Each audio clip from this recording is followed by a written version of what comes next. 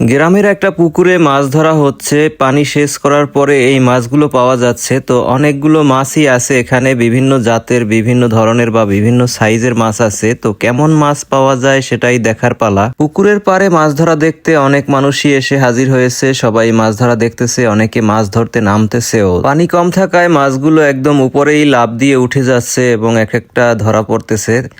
তো বড় বড় পাতিল আনা হয়েছে এই মাছগুলোকে রাখার জন্য। তো এক একটা পাতিলে রাখার পরে ভরে যায়, তারপরে আবার নতুন পাতিলে রাখা হয়। অল্প পানিতে মাছের এই ছটফটানি এগুলো দেখে ছোট বাচ্চারা পাশে আর থাকতে পারে না, ওরাও চান্স পেলেই নেমে আসে মাছ ধরার জন্য। তো বড় যারা আছে তারা আবার ওদেরকে উঠিয়ে দিচ্ছে যে এখন না পরে ধরবা। পানি যা অবশিষ্ট আছে সে পানিটুকু আবার শেষ করতেছে। আস্তে আস্তে সব পানি চলে যাচ্ছে ওই পাশে এবং এই পাশে মাছগুলো ছোটাছুটি করতেছে, একটা একটা ধরতেছে।